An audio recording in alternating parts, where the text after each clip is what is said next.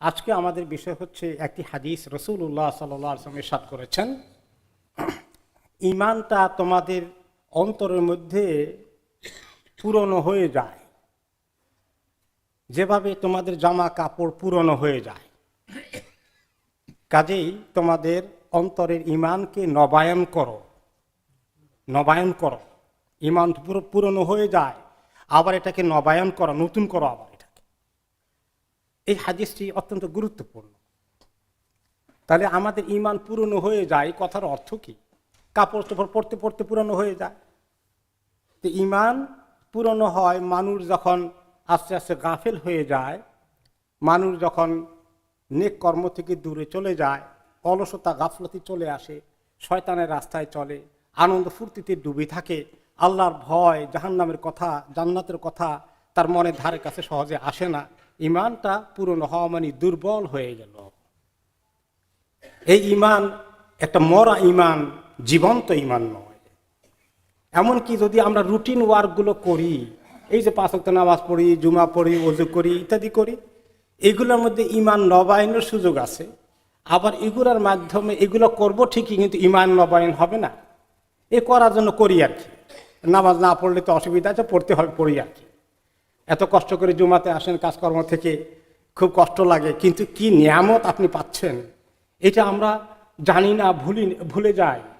এবং কার সামনে আমরা 2 রাকাত নামাজ পড়ছি, প্রত্যেকটি কাজের মধ্যে, আমলের মধ্যে ঈমান নবায়নের সুযোগ আছে। যে আমি আল্লাহ তাআলার সঙ্গে কথা বলবো নামাজের মধ্যে, আমি ওযুর মধ্যে আমার জন্য বিরাট পুরস্কার রেখেছেন আল্লাহ তাআলা। আমি যে জুমাতে আসছি কত বড় পুরস্কার আছে, এইগুলো মাইন্ডে থাকা এবং এগুলোর আশা করা, যে আমার আল্লাহ যা যা বলছেন আমি সেগুলো পাবো, এই আশায় আমি আসছি, আমার আল্লাহ আমাকে দিবেন, আমি পেতে চাই, এই আগ্রহ উদ্দীপনা আছে কিনা, এটা হলো ঈমান তাজা থাকার লক্ষণ।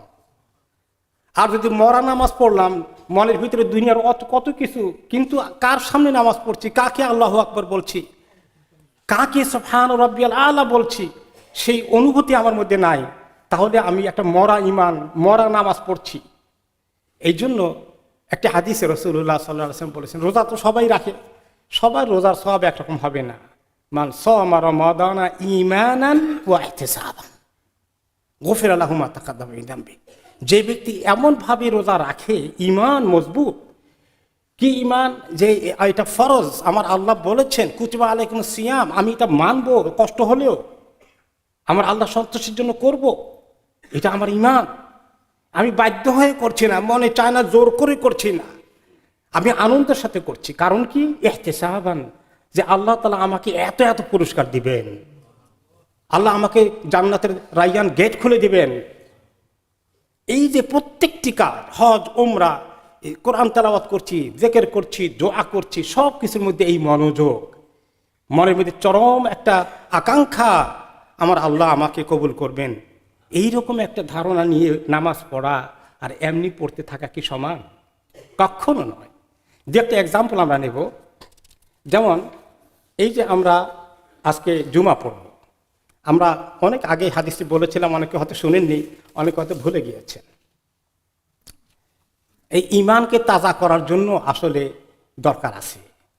এই জন্য সাহাবীরা এটা করতেন। মুআয রাদিয়াল্লাহু তাআলা আনহু আসওয়াদ ইবনে হিলাল আল মুহারিবিকে বললেন যে আসো তো, বসো, দেখতে আমরা 2টি ঈমানের কথা বলি, দ্বীনের কথা বলি, যেটা মনের ভিতরে আল্লাহ তাআলার আমাদের ভয় আসবে, আল্লাহ তাআলার রহমতের আশা আসবে, বসো একটু কথা বলি। এইভাবেই তারা নিজেরা ঈমান বৃদ্ধি হওয়ার জন্য কথা বলতেন, কাজ করতেন। এবং প্রত্যেক সাহাবী আবু দারদা বলেছেন, প্রত্যেকটি মানুষের উচিত যে আমার ঈমানটা কি দিনের দিন বাড়ছে না কমছে, গতকালকে কেমন ছিল, আজকে কেমন আছে, মুর্দা ঈমান না জিন্দা ঈমান, এই সব সময় এটাকে নিজের মূল্যায়ন করা উচিত, আত্মসমালোচনা করা উচিত। তারপরে শয়তান কোন জায়গা দিয়ে ঢুকে আমাকে গুনাহ করাচ্ছে, সেই জায়গাটা রাস্তা বন্ধ করতে হবে। এইভাবে চিন্তা করা বুদ্ধিমান মুসলমানের কাজ। একটা এক্সাম্পল দেই, এই যে জুমা পড়তে আসছে, হাদিসে কি এসেছে যে আল্লাহ তাআলা কিয়ামতের দিন প্রত্যেকটি দিনকে দিনের একটা সূরত দিয়ে উঠাবেন। শনিবার, রবিবার, সোমবার, প্রত্যেকটি সপ্তাহে 7টি দিনকে আল্লাহ তাআলা উঠাবেন হাসরের ময়দানে, এবং আমি কি কি আমল করেছি দেখাবেন। প্রত্যেকটি দিন একেবারে এরকম লিস্ট আকারে আসবে আমার জীবনের। বছরে 365 দিনের দিনগুলো প্রত্যেকটি দিনের হিসাব আমার সামনে আসবে। তো প্রত্যেকটি দিনের একটা সূরত থাকবে। কিয়ামতে কিন্তু আখিরাতে প্রত্যেকটি আমলকে আল্লাহ তাআলা একটা রূপ দেবেন। এখন আমরা আমলে কোনো রূপ দেখি না, একটা বডি থাকবে, একটা শরীর থাকবে আমলে। এবং জুমার নামাজের দিনটা আসবে আমাদের কাছে, এর একটা শরীর হবে, অন্য দিনগুলোরও শরীর হবে, সেই দিনগুলোর একরকম শরীর হবে স্বাভাবিক, কিন্তু জুমার দিনের শরীরটা হবে অন্য রকম। একটা আকৃতি আল্লাহ তাআলা দিবেন, সেটা হবে যে অসম্ভব আলোকিত উজ্জ্বল নুরানি একটা দিন আমাদের সামনে আসবে। এবং তাদেরকে আল্লাহ তাআলা এই জুমার যে ফজিলত এবং মর্তবা এবং তারা যেভাবে জুমাকে আদায় করেছে, এইটা তাদের কাছে এমনভাবে আসবে, তাদেরকে দেওয়া হবে, দেখো তোমার জুমা তোমার কাছে আসছে। এমনভাবে তাকে জুমাকে সাজানো হবে, এত নুরানি করা হবে, এত মায়াবী দিয়ে তাকে তৈরি করা হবে, যেভাবে একজন নববিবাহিত বর দুলহা তার স্ত্রী, তার দুলহান তাকে প্রথম সাক্ষাতে দেওয়া হয়, দেখা করতে দেওয়া হয়, কত আগ্রহ নিয়ে সে তার এই বিবাহিত স্ত্রীর দিকে তাকায়। এরকম বিবাহের বিষয় নয়, কিন্তু এমন আকর্ষণীয় জুমা, নুরানি জুমা তার কাছে প্রেজেন্ট করা হবে।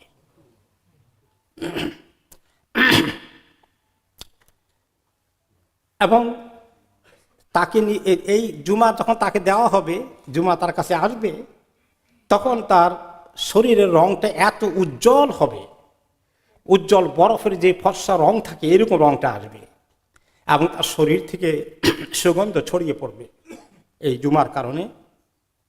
এবং তাদেরকে আল্লাহ তাআলা বলবেন, জুমার ঠিক মতো যারা আদায় করেছ, তোমরা এই যে কর্পূরের পাহাড় আছে,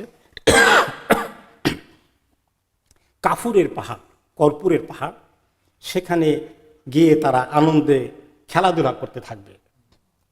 তাদের এই আনন্দ দেখে অন্যান্য জিন ইনসান তারা সবাই তাদের দিকে তাকিয়ে থাকবে। আল্লাহ তাদের এত ফুর্তি আল্লাহ দিয়েছেন, এই জুমার এত নিয়ামত তাদেরকে আল্লাহ তাআলা দিয়েছেন, আশ্চর্য হয়ে যাবে। এবং তাদের মতে এই মর্যাদা আল্লাহ তাআলা আর কাউকে দিবেন না, শুধুমাত্র ওদেরকে দিবেন, শুধু যারা আল্লাহকে খুশি করার জন্য ইখলাসের সাথে আজান দিত, মুয়াজ্জিনদেরকে। তাহলে এই জুমা যে পড়ে যায়, কোন তরিকায় পড়ি? অনেকে খুতবার মধ্যে মোবাইল টিপি শুরু করে দেন। সুবহানাল্লাহ, কি অমনোযোগী! এই জুমা সেই জুমা হবে? এরপরে তিনি এই যে নামাজটা 5 ওয়াক্ত পড়ি, এর মধ্যে কি মর্তবা আছে? তিনি বললেন যে তোমাদের ঘরের সামনে যদি এরকম নহর থাকে যে প্রতিদিন 5 বার গোসল করে, তার শরীরে কোনো ময়লা থাকবে? সাহাবায়ে কেরাম বলে 5 বার গোসল করলে, পরিষ্কার নহর নদী সামনে প্রতিদিন আছে বাড়ির সামনে, তাহলে তার শরীরে ময়লা থাকবে কেমনে? তিনি বলেন যে এভাবেই তোমাদের এই 5 ওয়াক্ত নামাজ তোমাদের সমস্ত শরীরের গুনাহকে ধুয়ে মুছে সাফ করে দেয়। তো নামাজ পড়তে যখন আসি, তা আগ্রহ করে 2 রাকাত 4 রাকাত করে দৌড় দিলাম। হ্যাঁ, আমরা অফিস থেকে আসা যাওয়া করি, যারা তাদের কষ্ট হয় জানি, আপনাদের কষ্টকে আল্লাহ তাআলা অ্যাপ্রিসিয়েট করবেন। কিন্তু যতক্ষণ পড়ি একটু মনোযোগ দেই, আল্লাযীনা হুম ফি সালাতিহিম খাশিউন, একটু খুশু, একটু মনোযোগ দেওয়া, শুধু উঠা বসা নয়, রুটিন ওয়ার্ক শুধু নয়, শুধু রুটিন ওয়ার্ক নয়, ইবাদতকে নিতে হবে আল্লাহ তাআলার সঙ্গে সম্পর্ককে পুনঃস্থাপন করার জন্যে, আল্লাহ তাআলার কাছে যাওয়ার জন্যে কত ফোকাস করতে হবে। মনোযোগ অন্যদিকে থাকবে আর আল্লাহকে ডাকছি, এই ডাক কি সমান ডাক হবে? এমনকি উজু যখন করি আমরা, উজুর মধ্যেও কি নিয়ামত! প্রত্যেকটি অঙ্গ প্রত্যঙ্গ যখন ধুই, হাত থেকে, মুখ থেকে, চোখ থেকে গুনাহগুলো ঝরঝর করে ঝরে যায়, আল্লাহ তাআলা পাক সাফ করে দেন। তাহলে আমরা এই যে ঈমানকে নবায়ন করার কাজ এই ইবাদতগুলোর মাধ্যমে হয়ে যাচ্ছে, কিন্তু আমরা কি নবায়ন করছি আসলে? আমরা তো বেখেয়ালি, আমরা অমনোযোগী, আমরা গাফলতিতে আছি। নামাজে ঢুকলে 304টা 400 চিন্তা মাথার মধ্যে ঢুকবে। যুদ্ধ করে আল্লাহ তাআলার সঙ্গে আমাদের সম্পর্ককে একদম পুনঃস্থাপন করতে হবে। তাহলে আমাদের আল্লাহ তাআলার কাছে এই ঈমান নবায়ন হয়ে গেল। এই ঈমান মরা ঈমান হবে না, এটা জিন্দা ঈমান হবে। এটা আমাদেরকে গুনাহ থেকে দূরে থাকতে সাহায্য করবে। আর গুনাহ করে ফেললে আমরা তওবা করব, আবার আল্লাহর কাছে চলে গেলাম। গাফেল হয়ে গেছিলাম, তওবার মাধ্যমে চলে আসলাম। অনুতপ্ত হওয়া, খেয়াল করা, সচেতন থাকা, আত্মসমালোচনা করা, এই যে সকাল সন্ধ্যার আজকারগুলো, আল্লাহর সঙ্গে সম্পর্ক পুনর্নির্মাণ, কোরআন তেলাওয়াতের মাধ্যমে আল্লাহর নৈকট্য অর্জন করা, এই কাজগুলো জারি থাকার মাধ্যমে ইমানকে নবায়ন করব। তা না হলে রুটিন মাফা কয়েকটি 5 ওয়াক্ত নামাজ জুমা একটু পড়লাম আমরা, বাকি ইবাদতের সঙ্গে সম্পর্ক নাই। আর এইগুলো যে পড়ি উঠানামাই হলো, আল্লাহ তাআলার ধ্যান খেয়াল খুশু কিছুই থাকলো না, তাহলে এটা একটা শুধুমাত্র ফর্মালিটিস হলো। এর স্বভাব ওই ব্যক্তির মতো হবে না যে ব্যক্তি নামাজকে আল্লাহ তাআলা তার মেরাজ হয়ে গেছে, আল্লাহর সঙ্গে তার কথা হয়ে গেছে নামাজের মাধ্যমে। আল্লাহ তাআলা এইরকম ইবাদত আমাদেরকে তৌফিক দান করুন।